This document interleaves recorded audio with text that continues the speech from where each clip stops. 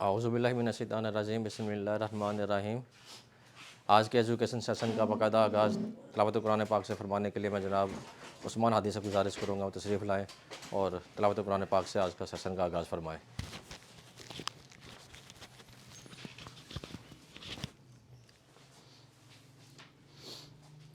औज़ुबिल्लाहि मिनश्शैतानिर्रजीम बिस्मिल्लाहिर्रहमानिर्रहीम कुल हुवल्लाहु अहद अल्लाहुस्समद लम यलिद वलम यूलद वलम यकुल लहू कुफुवन अहद सदक़ल्लाहुल अज़ीम। जज़ाकल्लाह जी।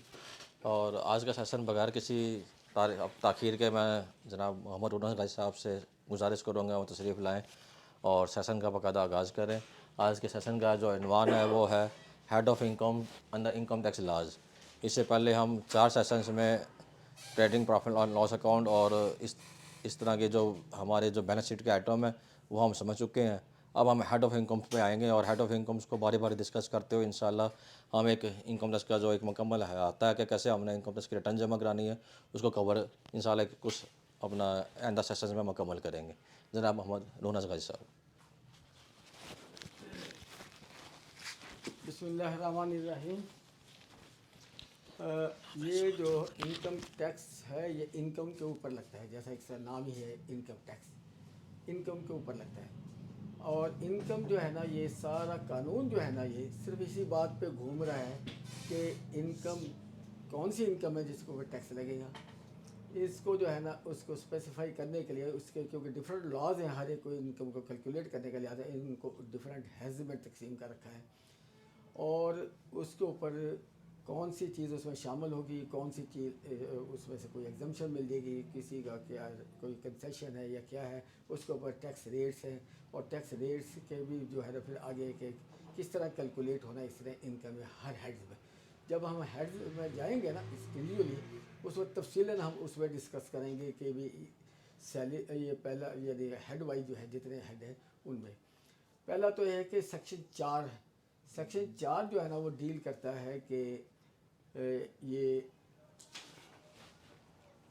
टैक्स ऑन इनकम,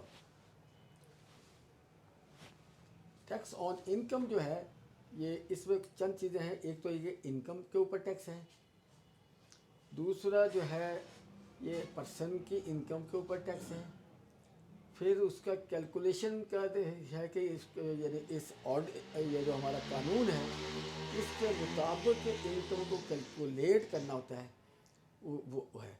फिर उसके बाद जो है ना उसके ऊपर टैक्स जो लगता है वो जो रेट है अप्लीकेबल टू डेट ईयर उस पर लगना होता है। और टैक्स ईयर जो होता है वो हर साल एक अपना इंडिपेंडेंट टैक्स ईयर होता है। एक साल का कोई लॉ या कोई चीज़ जो है वो दूसरे पे नहीं लागू होती अनलेस के वो अगर वही लॉ कंटिन्यू कर रहा है दोनों सालों में। हमने जो है ना टैक्स रेट्स और कैलकुलेशन ऑफ इनकम ये दोनों जो है ना उस साल उस टैक्स ईयर के ऊपर जो लागू हो रहता है उसके मुताबिक हमें कैलकुलेट करना होता है। जब कैलकुलेट हो जाता है फिर उसके ऊपर टैक्स चार्ज करना होता है। ये तो है सिंपल सी बात। अब आगे आ जाए कि ये हेड्स ऑफ इनकम जो है वो कौन कौन से हैं। पहला तो जो है ये है सैलरी, इसके सेक्शन है सेक्शन 12 से 14 तक इसके सेक्शन हैं और इसमें भी सैलरी में जो है ना ये देखना होता है कि सैलरी में यानी बल्कि मैं तो एक जनरल बात करूँगा हर हेड्स में ये होता है कि एक तो होता है इनकम, इनकम तो ग्रॉस होती है कि जो भी होती है।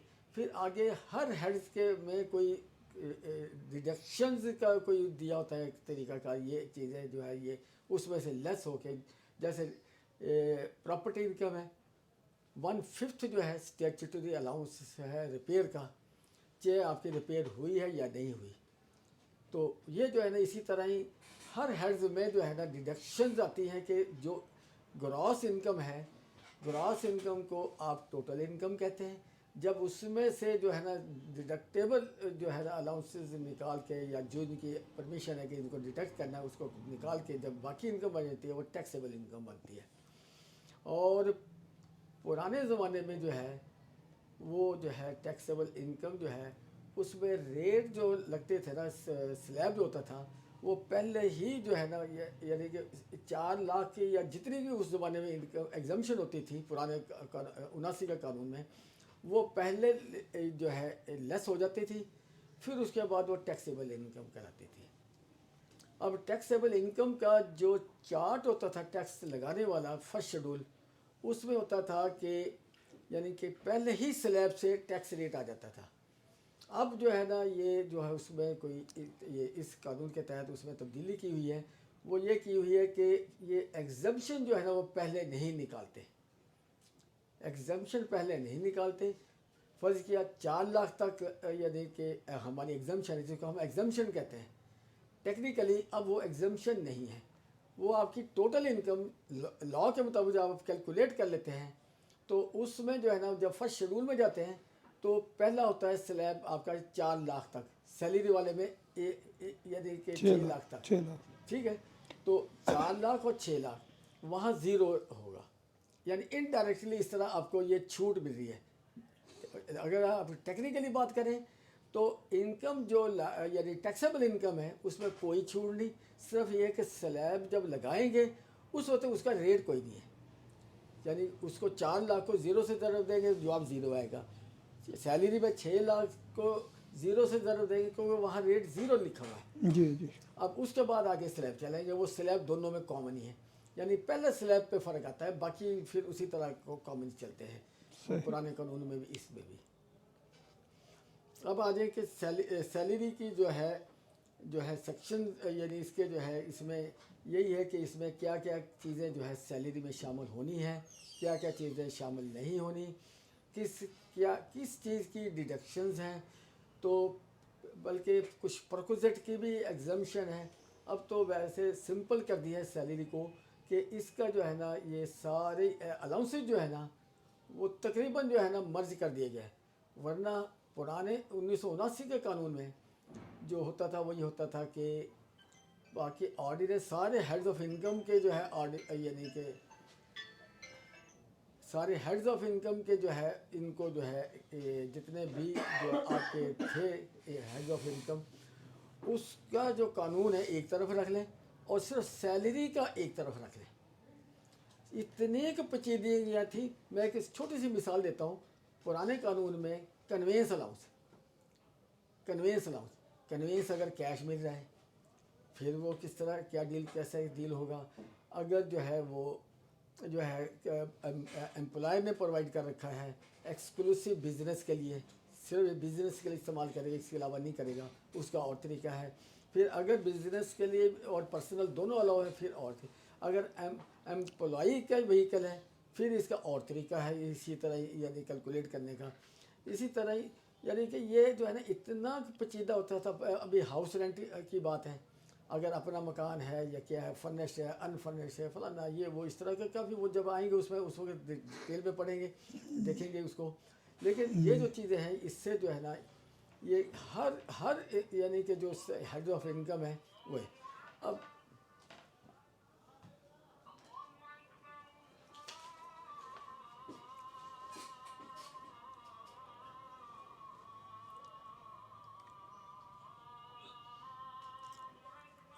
चलो खत्म हो गया। अच्छा, इसका जो है परकुजेट के जो है कानून, जो रूल्स थे परकुजेट के रूल्स, वो इतने पेचीदा और कॉम्प्लिकेटेड थे कि सारा ऑर्डिनेंस बंदे को याद हो जाता था, लेकिन ये सैलरी के परकुजेट के रूल जो है ना वो याद ही नहीं रहते थे। एक एक चीज़ के कई ऑप्शन दे रखे थे। अब इन्होंने आसान कर दिया है आपके लिए, वो ये है कि सैलरी सारी ही टैक्सेबल कर दी है, सारे अलाउंसेस जो है ना उसमें डाल दिए। मेरे ख्याल में शायद एक मेडिकल अलाउंस, मेडिकल लॉस जी हाँ। मेडिकल वो अलाउंस एकदम सिंपल है, वो तो वैसे ही ज़ुबानी याद हो जाता है कि सही। एक तो अलाउंस है। नहीं, उसकी भी लिमिट है ना कि इतना हो। हाँ नहीं वो तो मतलब पहली तो बात है कि आगे पेचीदगियाँ तो एक ही है ना लिमिट की, जी, इसमें जी। तो लिमिट किया, उसमें तो आगे इतनी पेचीदगियाँ एक एक चीज़ में चलती थी कोई हद साहब। सही बात है। तो इसी तरह जो है अब दूसरा जो हेड है इनकम फ्रॉम प्रॉपर्टी। अब ये प्रॉपर्टी जो है ना, इसमें जब हम प्रॉपर्टी में जाएंगे तो इसमें कई चीज़ें ऐसी हैं ज़ाहिरी तौर पे वो प्रॉपर्टी नज़र आ रही होती हैं, लेकिन वो प्रॉपर्टी इनकम नहीं है। सही। हालांकि बंदा रेंट ले रहा है, लेकिन वो प्रॉपर्टी इनकम नहीं कहलाएगी। मिसाल के तौर पे एक बंदा जो है उसने किसी से रेंट पे कोई बिल्डिंग ले रखी है, मकान ले रखा है, कोई चीज़ ले रखी है, सही। उसमें से कुछ पोर्शन जो है उसने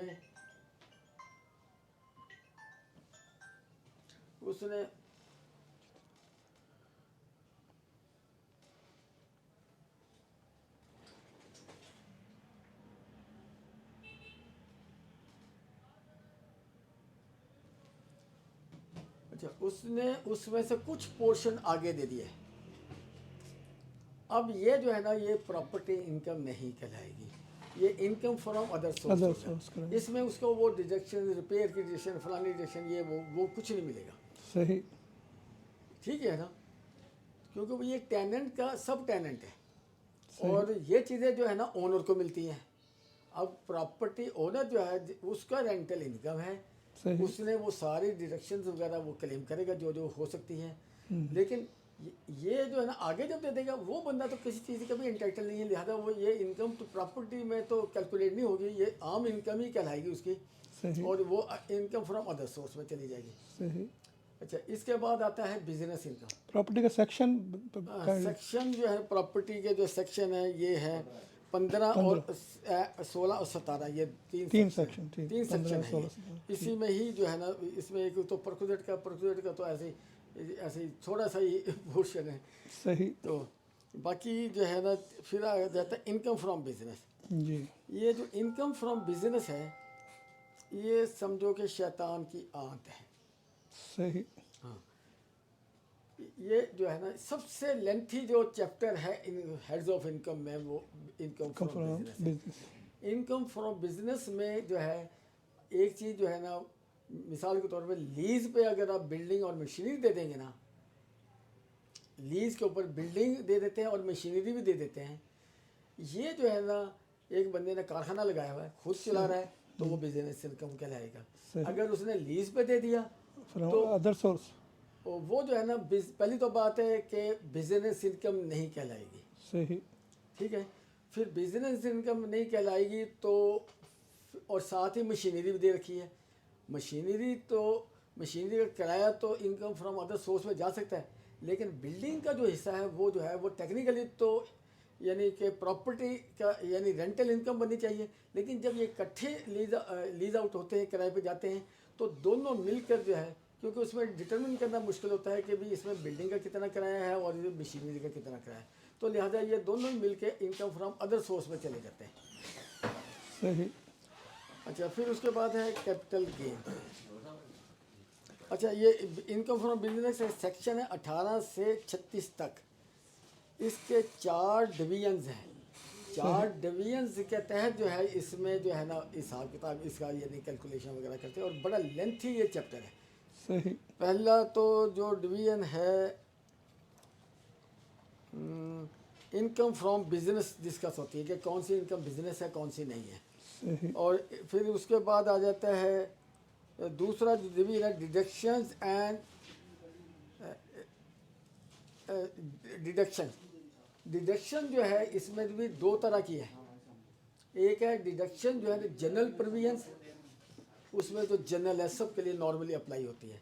फिर दूसरा है स्पेशल प्रोविजंस, ये डिवीजन 3 है, यानी ये 2 डिवीजन है इसके, एक जनरल प्रोविजन और उसके अंदर फिर जो है फिर आगे काफ़ी सेक्शंस हैं, उसमें भी काफ़ी सेक्शंस हैं जनरल प्रोविजन में।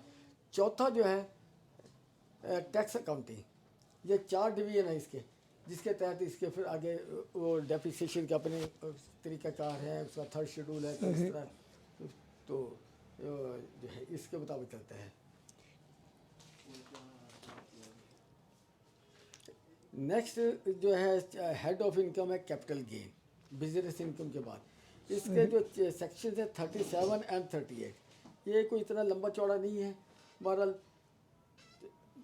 नेक्स्ट जो है वो है इनकम फ्रॉम अदर सोर्स, ये 39 और 40, ये दो सेक्शंस हैं, इसमें इनकम फ्रॉम अदर सोर्स हो जाता है। इनकम फ्रॉम अदर सोर्स जो होता है वो ये ऐसा होता है कि ये जो इनमें किसी हेड में ना आता हो, वो जो है ये इसमें आ जाता है। ओमनी बस सेक्शन है, हाँ? ओमनी बस ओमनी बस सेक्शन है।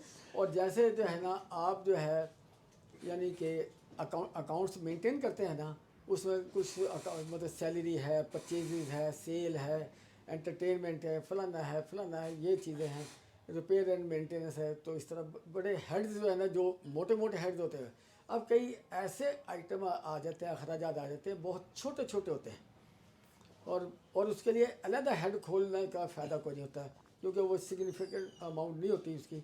तो लिहाजा उसको जो है ना एक ओमनी बस वाला ही हेड जो है वो है कि मिसलिनियस एक्सपेंसेस, आपने देखोगे ना, मिसलिनियस एक्सपेंसेस अकाउंट्स में। सही, तो उसमें जो है ना छोटे मोटे खर्चे जो किसी हेड में नहीं आ रहे, जो या उसके लिए हेड अलग रखना फिजिबल या बेहतर नहीं है, क्योंकि तो अमाउंट छोटी सी है, तो वो जो है ना सारे इसमें आ जाते हैं मिसलिनियस इनकम में। सही, ये है सारे हेड्स ऑफ इनकम। अब हेड्स ऑफ इनकम के मुतालिक जो है ये हम जो है बाद में डिस्कस करेंगे। इनमें किसी को कोई प्रॉब्लम है, कोई इसका क्वेश्चन है किसी का, तो वो देख ले। नो सर ये तो क्लियर है। अब आप एक एक करेंगे फिर देखेंगे। हाँ, ये तो 5 हेड है, सिंपल 5 हेड है ना, सिंपल ये तो। उसमें आगे जाके बड़ी पेचीदगी हाँ, है, बाद के पीछे बहुत पेचीदगी है। सही बात। तो अब इसमें और कोई आपके जहन में कोई सवाल हो किसी के? नहीं सर ये तो क्लियर है उस्मान साहब। कैपिटल गेन की टैक्सेशन वो तो जब उसमें आएंगे ना वो अभी जब कैपिटल गेन अभी आएगा। तो जनरल इंट्रोडक्शन सा किया है सबने heads of income. Head of अभी तो आपने नेम ऑफ हेड बताए हैं कि कौन कौन से डिस्कस करें। पहले तो सैलरी में से निकलेंगे तो हम दूसरे पे जाएंगे, सही बात है। इनकम फ्रॉम प्रॉपर्टी पे। फिर इनकम फ्रॉम प्रॉपर्टी के भी काफ़ी पेचीदगी है, सही बात। इनकम फ्रॉम प्रॉपर्टी की काफ़ी पेचीदगी जी। है, उसमें से निकलेंगे। फिर हम इनकम फ्रॉम बिजनेस जाएंगे। इनकम फ्रॉम बिजनेस तो शैतान की आदत है, वो उसमें इतनी चीज़ें। फिर इसके अलावा एक जनरल प्रोविजंस हैं कुछ लॉ के अंदर, कुछ जनरल प्रोविजंस भी हैं जो सबके ऊपर अप्लाई हो रही होती हैं। तो वो उसमें जब आएंगे तो यानी उसके बगैर ये हम कैलकुलेशन जो करनी होती है ना, जैसे टैक्स क्रेडिट है या कोई अलाउंसेस हैं और चीज़ें हैं जो जनरल हैं, ये तो है ना हेड वाइज उस हेड के मुताबिक जो होंगी चीज़ें। अभी इसको टैक्स कैलकुलेट करने के लिए जो है कई और चीज़ों का भी तल्लुक होता है, यानी कि टैक्स यानी कि चार्ज करने के लिए टैक्स कैसे चार्ज करेंगे, किस हिसाब से करेंगे, कितनी पे करेंगे, कितना कोई टैक्स क्रेडिट मिलेगा, कोई और चीज़ें मिलेगी, वो भी लंबे लंबे चैप्टर है वो भी। हाँ, ग्रॉस इनकम में से को नेट इनकम बनाने के लिए फिर टैक्स नेट पे जाएगा ना, हाँ टैक्स तो नेट इनकम पे जाएगा ना, ग्रॉस इनकम नहीं में से खर्चे निकाल कर। नहीं बात यह है कि जैसे मैंने शुरू में बताया था ना, जी हमने जो यहाँ निकालनी है टैक्सेबल इनकम।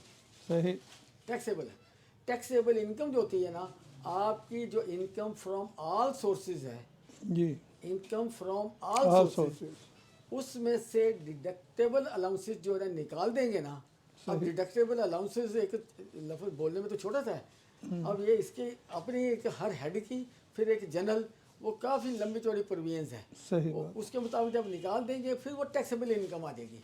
सही, अब ये टैक्सेबल इनकम जो है ना, 1 रुपया भी जो है ना इनकम टैक्सेबल है, लेकिन टैक्स लगना है फर्स्ट शेड्यूल के मुताबिक। सही, और फर्स्ट शेड्यूल में पहला स्लेब है इंडिविजुअल के लिए 1 रुपये से लेके 4 लाख तक, और सैलरीड पर्सन के 1 लाख से लेके 6 लाख तक। इस स्लैब में दोनों में ज़ीरो है, यानी इनकम एग्जाम्प्ट नहीं है, ये है टैक्सेबल। लफ्ज़ वहाँ लिखा जाएगा टैक्सेबल इनकम, यानी अप टू 4 लाख, वहाँ लिखा जाएगा up to 6 lakh salary person है, और वहाँ आगे ज़ीरो आ जाएगा। सही, तो लिहाजा वो इनडायरेक्ट तरीके से एग्जाम्पशन दी हुई है, लेकिन अगर हम टेक्निकल बात करें तो वो एग्जाम्प्ट कोई इनकम नहीं है, सिवाय वो कि जिसको उन्होंने लॉ के तहत जो है ना उसमें से निकलवा दिया है। सही। और कोई एक बंदा सर मतलब है कि एक जगह से ज़्यादा जगह काम करता है, हाँ तो चारों जगहों से मुख्तलिफ फिक्स ही पहुँच लेता है, ठीक है। वो इनकम फ्रॉम बिजनेस कहलाएगी या सैलरी कहलाएगी? इनकम फ्रॉम बिजनेस तो नहीं कहलाएगी, सर्विसेज वो दे रहे हैं ना, नहीं, एम्प्लॉय जो होता है ना वो सैलरीड पर्सन ही जो होता है वो एम्प्लॉय, अगर सैलरी मिल रही है उसको वो है। अगर सैलरीड पर्सन को मालिक जो है यानी एम्प्लॉय है उसका, कोई बिजनेस भी कर रहा है उसको कमीशन दे के भी दे कहता है कि आपको जी अगर इतनी सेल यानी ये जितनी सेल करते जाएंगे उसके एक होता है कि इतना आपको कमीशन मिलेगा आपको। अब वो यानी कि इंसेंटिव मिलती है उसको कि कमीशन। अब उसका जो कमीशन है देखा जाए तो सीधा सीधा एक सेल करा रहा है, सैलरी तो ले रहा है अपना काम करने, लेकिन सेल कराने का एक एडिशनल इंसेंटिव दिया गया है। ये इंसेंटिव भी सैलरी में ही शामिल होगा। तो जहाँ जो है ना एक से ज़्यादा जगह पे काम करता है वो उसमें आएंगे ना, उसमें थोड़ी सी सिचुएशंस हैं, फिर उसी में डिस्कस करेंगे इसको। तो इसमें मेन निशानी क्या होगी कि ये salary income under the head of salary है? नहीं मेन इस निशानी उसमें हम क्या नहीं मेन निशानी ये देखनी होगी कि जब एक से ज़्यादा जगह पे काम कर रहा है तो वो जो है ना उसको जो है ना हमने सर्विसेज रेंडर्ड में लेना है या उसमें लेना है, सैलरी के हेड में लेना है? हाँ ये देखना है, उस चैप्टर में जाके देखेंगे। तो उसका तो अपॉइंटमेंट लेटर भी बताएगा कि भाई सैलरी ले रहा है। नहीं मोर देन वन अदर। मैं इसकी एक और मिसाल देता हूँ। सही ये जो हमारा आईटीपी का लाइसेंस होता है, सही आईटीपी का लाइसेंस या एडवोकेट जो होता है, तो यानी अकाउंटेंट तो आमतौर पे जो है वो जो है एडवोकेट जो आईटीपी का लाइसेंस लेते हैं ना, अकाउंट नॉर्मली अकाउंटेंट ही होते हैं या उनमें यानी नहीं, बल्कि ये टैक्स प्रैक्टिशनर आमतौर पे लाइसेंस लेते हैं आईटीपी का। सही लेकिन अकाउंटेंट जो है आपने देखा होगा कि वो जो है ना उस ग्रुप के जितने केसेस है सब में यानी एज ए अकाउंटेंट पेश हो रहा है। सही अब टेक्निकली जो है वो ये है कि वो अगर लॉ को आप पढ़ें उसको, तो जहाँ फुल टाइम एम्प्लॉई है ना तो वो जो है ना उसका एज ए अथॉरिटी लेटर लेके ना तो उसकी बेस के ऊपर जो है ना अपीयर हो सकता है एक अदारे में। सही इसके अलावा जितने भी अदारे और होंगे तो वो जो है ना अगर वो एम्प्लॉई दोनों जगह पे होगा तो वो आईटीपी में जो है ना वो किसी एक में भी वो अपीयर नहीं हो सकता एज अकाउंटेंट। उसको आईटीपी का लाइसेंस होना चाहिए उसके पास सही या एलएलबी हो, तो उसका जो है मेंबरशिप हो पंजाब बार काउंसिल की, तो उसके बाद जो है ना वो जो है वो अपीयर हो सकता है। सही आमतौर पर डायरेक्टर्स के केसेस हैं या और ग्रुप के और केसेस हैं, प्रैक्टिकली तो चल रहे हैं। एक अकाउंटेंट आता है जी इसके जी फ़लाँ कंपनी में कभी अकाउंटेंट है, फ़लाँ का भी अकाउंटेंट है, फ़लाँ का भी अकाउंटेंट। एज अकाउंटेंट जो है ना वो जो उसके पास वो जो है फैसिलिटी है अपीयर होने की, वो जो है ना अगर एक से ज़्यादा में आ रहा है तो सिर्फ वो बंदा जो है ना फैसिलिटी लेने के लिए ये वो सिर्फ शो करेगा मैं एक में ही फुल टाइम अकाउंटेंट हूँ, बाकियों को मैं नहीं हूँ। तो बाकी क्या फीस कहलाएगी, क्या कहलाएगी? हैं? बाकी जो लेते हैं जैसे एडवोकेट। नहीं ये तो मैं बता रहा आईटीपी की बात कर रहा हूँ। अच्छा हाँ वो तो मुआवजे की बात जो मिलेगी ना उसको, यानी कि ये तो एक ही अदारे का अकाउंटेंट है, उसको तो वहाँ से मुआवजा भी नहीं मिल रहा होता, बाकी किसी ग्रुप के सारे उसने भुगताने होते जाके, सही। इसमें मुआवजा नहीं मिल रहा होता। और जहाँ मुआवजा मिल रहा होता मुआवजा तो वो अदारे डिफरेंट होंगे, एक एम्प्लॉयर से कुछ टाइम काम करता है फिर आगे कोई करता है वो उसका तो वो सैलरी में आएंगे ना उस वक्त, तो ये सारा डिटेल से डिस्कस हो जाएगा। ठीक है सही। सर ये भी तो मुमकिन है कि एक शख्स जो है उसकी इनकम जो है इन पांचों हेड में मतलब फॉल करती हो, हाँ तो उसकी इनकम पांचों हेड में मतलब फिर उसकी करके नेट बना के फिर टैक्स बनेगा ना? नहीं देखिए ऐसे है कि ये हेड्स ऑफ इनकम जो है ना ये जो स्पेसिफाइड है, हर हेड की इनकम को कैलकुलेट करने का तरीकाकार अलग अलग है, ठीक हो गया। यानी कोई जनरल नहीं है। आप सैलरी में आते हैं, सैलरी में क्या इसमें शामिल होना क्या नहीं शामिल होना वो उसके मुताबिक कैलकुलेट करेंगे। फिर इनकम फ्रॉम प्रॉपर्टी भी अगर उसकी है तो इनकम फ्रॉम प्रॉपर्टी वाले कानून के मुताबिक उसको कैलकुलेट करेंगे। ठीक हो गया फिर आगे जो है ना इनकम Capital फ्रॉम gain हो गया। बिजनेस है, जी। कैपिटल गेन है, इसी तरह ही इनकम फ्रॉम अदर सोर्स है, जिसमें उसके अपने अपने तरीक़ा कार दे रखे उसके मुताबिक आप इनकम को कैलकुलेट करेंगे, फिर इसको इकट्ठी करेंगे, फिर आप इसके ऊपर स्लैब लगाएंगे। ठीक। यानी वो हर हेड की अपने अपने हेड के तहत लॉ की जो प्रोविजन है उसके मुताबिक कैलकुलेट होगी। एग्रीकल्चर इनकम और फॉरेन रेमिटेंस ये भी अलग हेड ऑफ इनकम है? बात यह है कि एग्रीकल्चर इनकम तो इनकम है, अलग हेड ऑफ इनकम। अलग हेड ऑफ इनकम नहीं है, इन्हीं में आना है, इन्हीं में ही आना है। इसको हम किस में क्लासिफाई करेंगे? तो आप एग्रीकल्चर इनकम तो आप तो ट्रेडिंग नहीं कर रहे होते, यानी गंदम बोते हैं आप, तो जब पक जाती है तो आप सेल करते हैं, जी जी। उसके ऊपर ये इसके प्रोसेस के खर्चे भी आते हैं, तो बिजनेस इनकम है।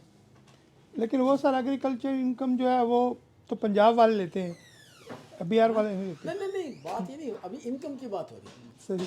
टोटल इनकम की बात हो रही है Total income कि कैसा एग्रीकल्चर होगा? इनकम भी इनकम है या नहीं है, या एग्जाम कौन से इनकम end में होगी, आती है। ठीक है। टोटल इनकम का टोटल इनकम में आएगी और और उसको- इनकम में एग्जाम हो जाएगी। हाँ? सही। हाँ? टोटल इनकम का हिस्सा बनेगी वो हाँ, वही है ना, 10 के अंदर। यानी कि जो भी इनकम हमारी किसी भी हेड की होगी, हम उसको अपने अपने हेड्स में डाल के कुछ जनरल प्रिविलेज भी मैंने जैसे कहा था उसमें है, उसमें भी कोई चीज़ें आ रही होती हैं कि एग्जामिशंस मिली होती हैं, और कुछ किसी इस कानून में नहीं भी है, किसी और कानून में भी जो है ना वो प्रोविजन हो, तो वहाँ से भी वो जो है डिडक्शन हो जाती है। जैसे वर्कर वेलफेयर फंड है, ये जो है ना, ये जो है इसको जो है ये वर्कर वेलफेयर ऑर्डिनेंस है, या ऑर्डिनेंस है मेरे ख्याल, जी जी। मतलब वर्कर वेलफेयर फंड। अब एक्ट हो गया जी हाँ, 2019 नहीं अब हो गया ना, जब से प्रोविंशियल को अलग कर दिया, इसको अलग कर दिया। प्रोविंशियल लॉ के तहत जो है ना 18th अमेंडमेंट जब आई है ना, उसके बाद ये हुआ है, तो ये सूबों को चला गया। तो अब लेकिन बात हो रही है इनकम की, यानी कि इनकम है यहाँ आएगी, हिसाब किताब में आएगी, लेकिन बताना पड़ेगा कि ये यानी कि प्रोविंशियल गवर्नमेंट के पास इसकी टैक्सेशन है। इनकम तो ये अपनी इनकम में टोटल में तो दिखाएगा, लेकिन साथ इसको जो है ना यहाँ इसके ऊपर टैक्सेशन नहीं है, टैक्सेबल नहीं है, तो लिहाजा उसको जो है ना एग्जम्प्ट में रख देगा। गोशवारे में मगर ये हम इन पांचों हेड में नहीं लिखते, इनकी अलग जगह दी हुई है। हाँ, अलग दे वहाँ दे दो, कोई ऐसी बात नहीं, लेकिन वहाँ टैक्सेबल इनकम नहीं है ना बेसिकली। टैक्सेबल इनकम नहीं है। सेक्शन 41 में एग्जाम्प्ट हो गया है, तो इस एक सेपरेट ब्लॉक दिया हुआ है जी के लॉ के अंदर के सेपरेट ब्लॉक होगा, और सेपरेट ब्लॉक की टैक्सेशन कैसे होगी उसका, क्योंकि सेक्शन 4 से लेकर 8 तक सेपरेट ब्लॉक में आते हैं, तो वो पुराने लॉ से ही आया, तो ये चीज़ों को कंफ्यूजन हो रही है बहुत ज़्यादा लोगों को कि नॉर्मल इनकम से क्या इसको अलग रखना है, क्या सेपरेट ब्लॉक का जो टैक्स है क्या वो सेक्शन 4 स्पेसिफिकली वो टैक्स नहीं सेक्शन 4 तो डील करता है उस इनकम को जो कि इस इनकम टैक्स लॉ के तहत जो है ना जो टैक्सेबल है, उसको हमने टैक्सेबल बनाने के लिए पहले हमारे पास पूरा डाटा होना चाहिए, कौन कौन सी इनकम है, कौन कौन सी इनकम। वो तो सेक्शन 9 हो गया जी, सेक्शन 4 है tax, super tax on high earning. नहीं, ये तो एक अलग चीज़ होगी ना, एक एडिशनल इसमें ये कि सेपरेट ब्लॉक में आता है। अब सेपरेट ब्लॉक के सेक्शन 5 से लेकर 7 तक है, वो है फाइनल टैक्स। नहीं सेक्शन 4 के ऊपर सवाल आता है जी कि सेपरेट ब्लॉक में जो है, लेकिन क्या हम नॉर्मल टैक्स की होल्डिंग अगेंस्ट एडवांस टैक्स के अगेंस्ट इसको नेट ऑफ कर सकते हैं? सेपरेट ब्लॉक का कंसेप्ट है, वो लोग पूछना चाह रहे हैं हमारे। बात ये है कि ये क्योंकि इनकम टैक्स ऑर्डिनेंस के तहत ही आ रहा है, इसी के सेक्शन का सेपरेट ब्लॉक हिस्सा में है, आएगा जी। सेपरेट ब्लॉक है, तो वो जो है ना सेपरेट ब्लॉक है, तो टेक्निकली तो अगर आपका एडवांस टैक्स पड़ा है तो क्या उसको एडजस्टमेंट नहीं होने देंगे वो। सेपरेट ब्लॉक तो फिर अलग कर दिया ना उसने नॉर्मल इनकम से, उसको अलग सेक्शन 5 से लेकर तो 7 तक तो फाइनल हो गए, सिर्फ 4 को उन्होंने फाइनल नहीं किया सुपर टैक्स को। तो नहीं अब सेपरेट ब्लॉक में होने से क्या नहीं, सेक्शन 4 तो डील करता है सुपर टैक्स और इसको नहीं उससे अगली सेक्शन है वो सुपर टैक्स वाली। सुपर टैक्स बहुत बी है, super tax for rehabilitation of temporary हाँ, वो तो BA BC और सी है super tax on higher earning income, जैसे बैंक्स वगैरह पे 250 मिलियन से अबव। तो ये सेपरेट ब्लॉक सेक्शन जो है 4 से 8 है, सेपरेट ब्लॉक का डिवीजन 2। लेकिन महकमा जो है ना मांगता है कि जी ये अलग जमा कराओ, इसको अपने यानी अगर आपका रिफंड बन रहा है उसमें एडजस्टमेंट ना करो, क्योंकि सेपरेट ब्लॉक है जी, सेक्शन 5 और 7 नहीं सेपरेट ब्लॉक होना बजाते खुद ये नहीं है, इसको कहते हैं कि ये अलग इनकम है तो लिहाजा इसको रिफंड में एडजस्ट नहीं करता, वरना सेपरेट ब्लॉक तो हमारे पास और भी हैं जहाँ हमारा जो भी एडवांस टैक्स जमा कराया हो और कोई टैक्स जमा कराओ वहाँ एडजस्ट होता है। नहीं, वो तो उसकी प्रोविजन है ना कि जी आपका ना तो फाइनल होगा ना मिनिमम टैक्स होगा। ये सेपरेट ब्लॉक को उन्होंने सिंपली अदा कर दिया है कि नहीं मेरी बात सुनिए, नॉर्मल इनकम टैक्स है। जब प्रॉपर्टी इनकम के ऊपर एक सेपरेट शेड्यूल दे रखा था तो इसको निकाल के वो शेड्यूल लगा देते थे। हमने देखा ना सेक्शन 4 के अंदर सब नहीं नहीं, वो तो सब सेक्शन है।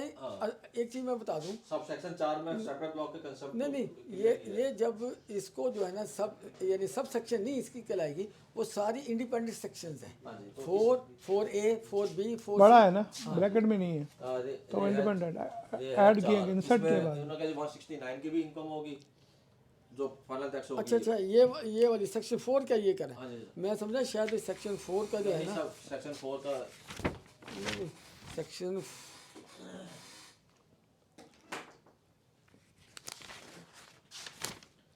ये सेक्शन 4 है ना, हाँ जी। इसमें सेक्शन 4 है, ये ओमिट हो गया था। सेक्शन 4B है, हाँ जी। Super tax for rehabilitation of temporary disabled person. Section C अच्छा, है, तो सब सेक्शन C है। फिर सेक्शन 5 आता है, 5A 5AA ये सेक्शन 6 4 ही है 7। ना, चार्जिंग सेक्शन सेक्शन 4 के तहत ही होना ना। इसमें सेपरेट ब्लॉक का अलग कंसेप्ट है और फाइनल टैक्स का अलग कंसेप्ट दे दिया है। किसी भी टैक्स की जो प्रोविजन और जो बैंक प्रॉफिट होता है वो भी इनकम है, वो वो अलहदा होती है। वो उसमें सेपरेट उसमें चला गया ना 169 में फाइनल टैक्स है आपका। अदर सोर्स तो नहीं बैंक प्रॉफिट, वो तो उसके हो लिया है। बैंक वो 5B है ना, उसका अलग है। लेकिन वो तो अभी हम हेड ऑफ इसमें देख रहे हैं ना कि जो सेक्शन 4 में उसने एक तो उसने कह दिया जी कि आपकी नॉर्मल इनकम होगी, उस पर टैक्स होगा। सही उसके बाद उसने कहा जी कि हम सेपरेट ब्लॉक में भी आपको रखेंगे, सही प्लस फाइनल टैक्स में भी आपको चार्ज करेंगे। सही। तो ये जो है ना, इसमें सेपरेट ब्लॉक वाला कंसेप्ट थोड़ा सा वो पूछना चाह रहे हैं सारे। Separate taxation is as provided under this chapter. ये इसका अलग टॉपिक रख लें। ये तो फिर ये तो हम जब डिटेल इनकम में की जाएंगे डिटेल में जाएंगे ना, इन डिटेल, फिर यहाँ पर उसका टॉपिक नेम फिर हेड वाइज इनकम चलेगी। इनकम अभी वो टॉपिक नहीं है सर। अभी तो नॉर्मल हेड ऑफ इनकम समझे ना, फिर separate- बिल्कुल सर। और कोई बस सर कंटिन्यू करें आगे।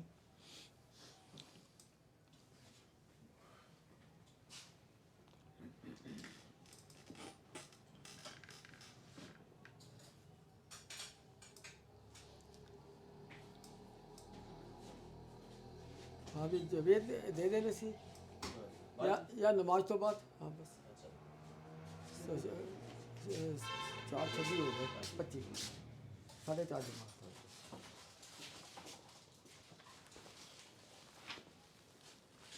मैं अब थोड़ा सा ना हमारे साहब जो लेक्चर्स हैं इसके ऊपर एक ब्रीफ तैयार किया है जनाब फाना सिद्दीकी साहब ने। उनसे गुजारिश करूँगा कि वो तशरीफ लाएँ और थोड़ा सा जो ब्रीफ इन्होंने एक थोड़ा सा क्या अपनी एक उन्होंने नोट्स बनाए हैं तो उसके ऊपर ठीक। थोड़ा सा हमें एक्सप्लेन करें ताकि हम सीखें इनसे फिर फाना सिद्दीकी साहब से। सही, अपना फाना एक्सपीरियंस शेयर सिद्दीकी करें। सही। जी बैठो। ठीक है।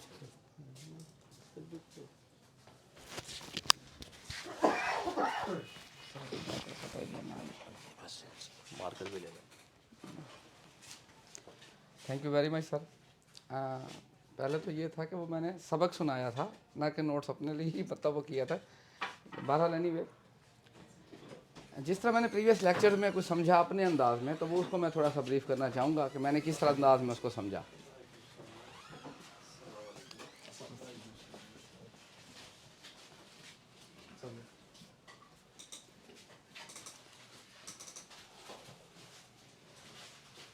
प्रीवियस लेक्चर्स में जो सर ने सिखाया उसको मैंने जिस अंदाज में ख़ुद को समझाया, तो वो मैं बेसिकली आपको बयान करना चाहूँगा कि मतलब कानूनी उसमें तो नहीं आएगा, लेकिन वो मैं अपना अंदाज़ है ताकि मेरे दिमाग में बैठ जाए चीज़ें और मैंने अपने अंदाज में उसको कैसे समझा।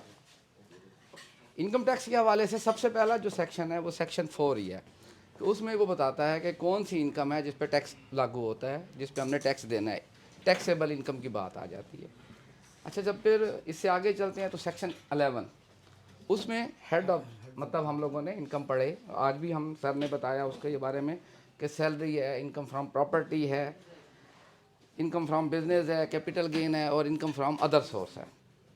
अच्छा, जब ये मतलब वो किया तो फिर हम लोगों ने, पाकिस्तानी हैं हम लोग, हम कहते हैं कि हमें तो माफ़ करो, हम तो टैक्स दे ही नहीं सकते। तो फिर उसके लिए हमने सेक्शन 41 गवर्नमेंट ने ऐड किया। उसने कहा कि जो एग्रीकल्चर इनकम है तो उस पर आपको टैक्स एग्जेम्प्टेड है। अच्छा, टैक्स उसके लिए भी कुछ शराइत रख दी गई कि वो जो प्रॉपर्टी है वो पाकिस्तान में होनी चाहिए, वो ज़राअत के लिए इस्तेमाल होनी चाहिए। ऐसा नहीं कि मतलब जिस तरह आजकल हमारे यहाँ होता है, मैंने सर से ज़मीन ली मुस्ताजरी पे और मैंने वहाँ पर फैक्ट्री डाल ली, तो वो फिर ज़राई इनकम नहीं होगी। हाँ, उसके साथ अगर कोई मतलब ज़राअत के हवाले से काम हो रहा है, इवन कोई इमारत है और वहाँ पर वो मतलब हम लोग उसको स्टोर करते हैं और वो मतलब इस पर्पज़ के लिए देरादारी के लिए इस्तेमाल होती है, तो वहाँ से भी जो इनकम आती है वो ज़राई इनकम होगी, एग्रीकल्चर इनकम होगी। इसी तरह जो 49 है उसमें भी टैक्स एग्जेम्प्टेड है। वो मतलब जब सरकारी लोग हैं उनको भी टैक्स की माफ़ी मिलेगी। जो फेडरल गवर्नमेंट में आते हैं, प्रोविंशियल गवर्नमेंट में आते हैं, लोकल गवर्नमेंट में आते हैं, उनको भी माफ़ी है। अच्छा, जब ये माफ़ियाँ तलाफ़ियाँ हो गई तो फिर हमारे यहाँ बाकी लोग भी बैठे थे, तो उन्होंने कहा जी हमें भी टैक्स की माफ़ी दो। तो उस हवाले से सेक्शन 103 है, उसमें फ़ॉरेन इनकम कि उसका भी आप क्रेडिट ले सकते हैं कि अगर आपने मतलब वो पे किया हुआ है तो वहाँ से वापसी हो सकती है। 61 से 65 तक वो भी टैक्स क्रेडिट हो सकता है और सेक्शन 147 से 168 भी टैक्स क्रेडिट हो सकता है। सर ने बताया था कि 1991 में जो अमेंडमेंट आई उसमें ये था कि 75,000 से अगर आपने ऊपर, क्योंकि गवर्नमेंट कहती है कि जी डेली के कुछ पैसे भेजो भाई हमें, हमने भी तो खर्चा चलाना है। मैं भी एज एडवोकेट ऐसा ही होता हूँ, जब कचहरी जाता हूँ या हाई कोर्ट जाता हूँ तो हमारी ताड़ यही होती है कि चलो आज की दिहाड़ी तो लगे, थोड़े से पैसे तो आए ना। तो उस हवाले से उन्होंने हमें क्या किया, विद होल्डिंग एजेंट बना दिए हम लोगों में से ही। अच्छा, वो क्या किया कि जी मतलब मैंने इमरान भाई के पास नौकरी इख्तियार कर ली, तो इमरान भाई को कहा गया कि भैया तुम्हारा मुलाजिम है, अगर तो इसके पैसे ज़्यादा हैं तो तुम नहीं पैसे काट के हमें भेजने हैं। तो वो मतलब 149 और उसमें मतलब एम्प्लायर और एम्प्लाई के हवाले से बात हुई। इसी तरह अगर हम किसी से कारोबारी लेन देन करते हैं तो अगर वो 75,000 से 75,000 से ऊपर है तो उस हवाले से ये है कि वो मतलब उसको तो एग्जेम्प्टेड है, बाकी उसमें विद होल्डिंग एजेंट भी आ जाएगा और उसका टैक्स लेकर सरकार के पास डेली बेसिस पे भेजें। तो ये कुछ मतलब मैंने समझा था, यहाँ तक बात पहुँची थी। तो उसके अलावा इमरान साहब ने मतलब जो समझाया था वो था नॉर्मल टैक्स, नॉर्मल इनकम और मिनिमम टैक्स और फाइनल टैक्स। नॉर्मल जो टैक्स है वो डेफिनेटली आज भी सर ने वही बात की है कि उसका जो रेट्स हैं शेड्यूल 1 में मतलब वो दिए होते हैं, हम उसको मतलब सर ने आज एक अच्छी वजाहत की, मैं उसमें भी इजाफा करना चाहूँगा कि एग्जेम्प्टेड नहीं है, उसका रेट ज़ीरो है। उसकी जितनी मालियत है वो ज़ीरो के साथ वो जितनी मालियत आती है वो भरना है। अब क्योंकि कानून मतलब मैथ का यही है कि ज़ीरो के साथ जो ज़रब खाएगा तो वो ज़ीरो ही हो जाएगा, इसलिए बाकी एग्जेम्पशन नहीं है, मतलब उसका रेट ज़ीरो है। इसी तरह फाइनल टैक्स है। फाइनल टैक्स के हवाले से उन्होंने ये कहा कि मतलब अगर आपके पास मतलब कोई ऐसी इनकम है जो फाइनल इनकम में आती है तो उसका आप फाइनल टैक्स भर दें, उसका आपसे कोई रिकॉर्ड नहीं लिया जाएगा और वो उसी तरह कबूल की जाएगी। तो ये कुछ था जो मैंने नोट्स बनाए थे और अपने अंदाज में समझा था, तो इसके लिए मैंने सर सबक सुना दिया आपको। थैंक यू वेरी मच, बहुत शुक्रिया।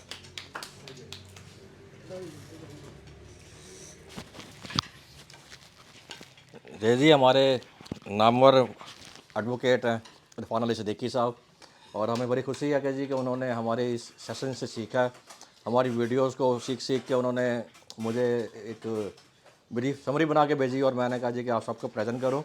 इसमें सिर्फ एक थोड़ी सी करेक्शन होने वाली है क्योंकि वीडियो रिकॉर्ड हो रही है ऑल ओवर द पाकिस्तान जानी है कि माफ़ी किसी को भी नहीं है। टैक्स जो लगना होता है वो कॉन्स्टिट्यूशन की एक एंट्री है 47, 48, 49, 50, 51 उस 52 उस एंट्रीज़ के मुताबिक टैक्स लगाना है। जो कॉन्स्टिट्यूशन की जो एंट्रीज़ हैं 1973 के आइन की, वो बेसिकली ये कहती हैं जी कि कौन लेगा, सूबा लेगा या फेडरल लेगा। अब जहाँ जम्सन दी हुई इनकम टैक्स लॉ में वो बेसिकली वो फेडरल का अख्तियार नहीं है, इसलिए जम करती है। अगर फेडरल का अख्तियार हो तो सुबह ही सारे ज़मींदारों को लंबा वो कर देंगे जी कि आ जाए। अब वो क्योंकि प्रोविंशियल है, वो एसी साहब जाते हैं, पटवारी जाता है, कानून गो जाते हैं, वो लेते ज़रूर हैं इनसे और बाकायदा हिसाब किताब भी होता है और गिरफ्तारियाँ भी होती हैं, लेकिन फेडरल ने हमारा FBI में इनकम टैक्स में हम इसलिए एग्जाम करते हैं जी कि एग्जाम्ड हो गया, हमने आपसे हमने नहीं पूछना। आप मतलब रिटर्न्स में हम डिक्लेयर नहीं करते, डिक्लेयर भी करेंगे, रिटर्न में हम साथ एविडेंस भी, हाँ टैक्स हमने वहाँ दे दिया तो वो बता देते हैं जी हमने उधर दे दिया टैक्स, अब आप स्कोन करें।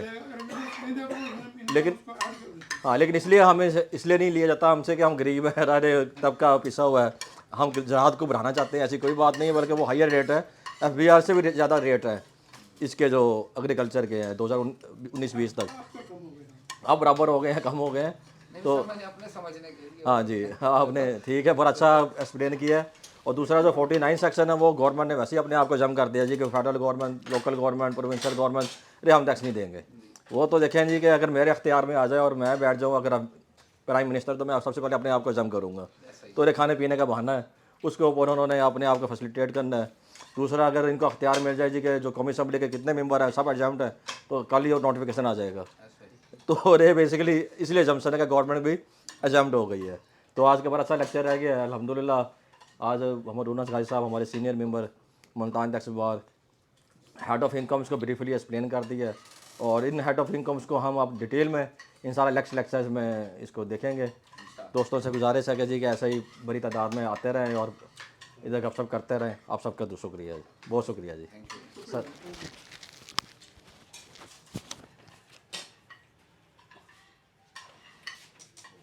नहीं हलवा नहीं भेजना। इमरान भाई पानी तो देना थोड़ा। इमरान चाय का क्या दिया था? हाँ जी नहीं 11 क्या है ना, दवाई भी काम